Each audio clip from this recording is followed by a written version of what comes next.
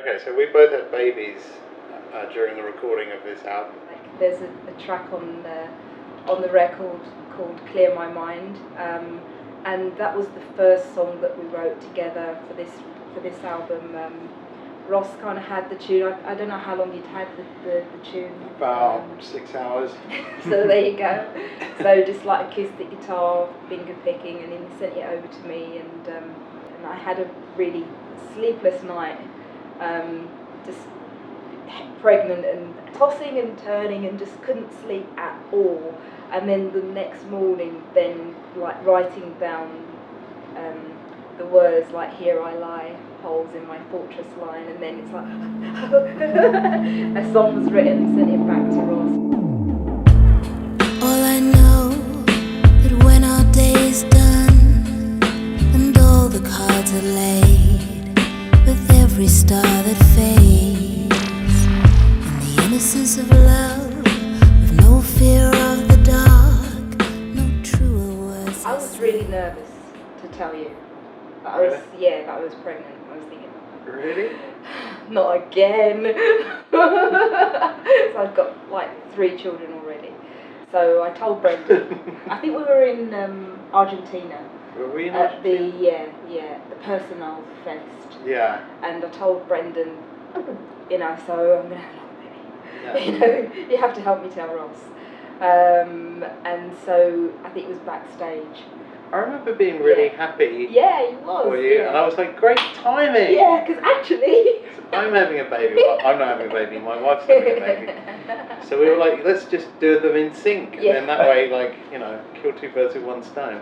Yeah. But I was then nervous because you hadn't told your son Jago, who's on the road with us, and I knew and he didn't know. Yeah. Oh no. It's just kind of kept it quiet for a long, long time because it kind of, it was a bit of a surprise for all of us. So we were on tour. I think we were in the Czech Republic somewhere, and next to the venue that we were playing in, there was like a go-karting track, and so my son Jager he's our drummer. And so he's like, Mum, you've got to come, we're going go-karting, come on, you've got to go. He goes, I can't. He's like, what's wrong with you? Come on, don't be silly. It's like, Jago, I can't, I'm pregnant. He's like, whoa, what? So I was about 3 months pregnant at the time, so he was like totally like, I'm like, okay, I can't, there you go. He's like, oh my God, when, how? Yeah. Oh boy. That's a bit crazy. Yeah, it was kind of a bit of a shock. My daughter was born on the 19th of July, which was obviously like a couple of months later. Mm-hmm. And was that the due date? We get the men's perspective. Yeah, exactly. She was born exactly on the due date. Excellent. And we did it at home. Well, it wasn't really my wife's plan to do it at home. It was my plan. I'd said, let's just stay until, we don't have to anymore. And then we were kind of like lying in bed, and I was sort of reading and timing the contractions. Like, do you really want to go to the hospital? We could just stay here. I'm quite comfortable. Are you comfortable? On the first time, I was really nervous and worried and anxious and everything. And then the second time, we kept being told, in the actual National Health Service in England says, if you feel fine, it's better to stay at home because then you'll go quicker. And so the midwives, I phoned them up and I was like, I think it's pretty close, but I'll call you back in an hour. And they were like, yeah, okay. They were sort of amazed. They said they were amazed later that I was so relaxed about it. And then I phoned them and said, yeah, there's 3 contractions every 10 minutes, so do you want to come now? And they got there and they said, do you want to go to the hospital? And I said, I don't think so. And Amanda was just, kind of in the throes of it, so I had to make the decision for her. And the midwife said, basically, if you get in a taxi now, you'll have the baby in the back of the taxi on the way to the hospital. So I said, all right, let's just do it here then. And then 20 minutes later it was there, and we had this little girl, and everybody was really happy, and Amanda got up, had a shower, and then was in bed and having a cup of tea and a glass of champagne. It was like, wow, that was easy compared to the first time. Yeah. And it's really nice having babies at home. Yeah, and what was really cool was that that during this time, after Skye had her baby and I was sort of waiting for mine, and we were making the album, and so it's a strange kind of parallel of like, you know, creating something artistic and having children, and it also forces you to stay at home and have early nights, and you know, you're not going out partying, all of that kind of stuff. So it was like a really nice kind of mellow creative time. You know, that sort of 6 to 9 months was probably the most chilled I've been since, I don't know, ever, I think. The first single is called Light of Gold. I think that's just kind of we just made a really cool video for it. We were in Croatia, and we were doing a concert in this big like medieval castle on the top of a hill, and we were like, this is really Game of Thrones, and they were like, that's funny because they did film Game of Thrones here. And I was like, all right, excellent.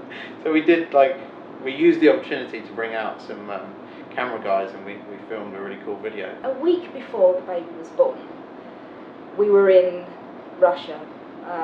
We did a gig, so I had on these beauties, sparkly trousers. I made this outfit like, especially it had all of these gathers, so you couldn't really tell that I was pregnant. Because I don't know that it's a good look being pregnant and on stage. It's just not my thing, so I was trying to hide it.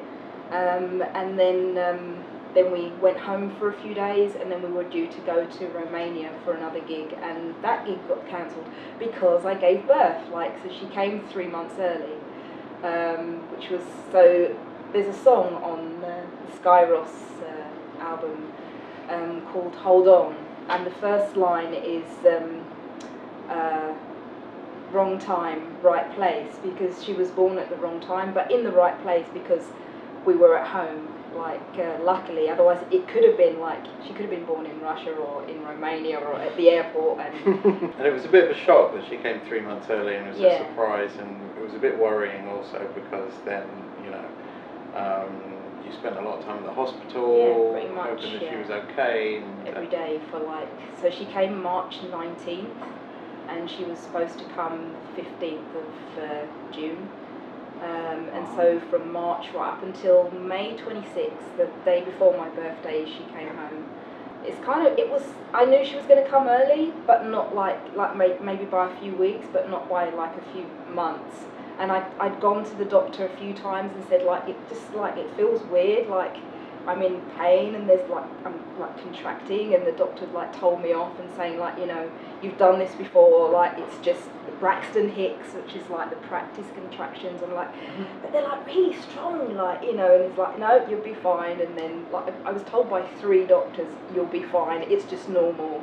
And then even when I'm in the hospital, they're you know, look, you know, you're not dilating or anything, so you're fine.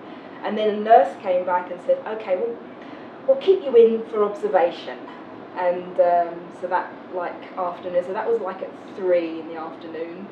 And then my husband went to pick our little boy up from school, and so I'm sitting there you know, doing my breathing because they're getting stronger and counting from 10 down to 0, controlling the pain and everything. And then he came back, and I thought, let me just look at the phone just to see how quickly these.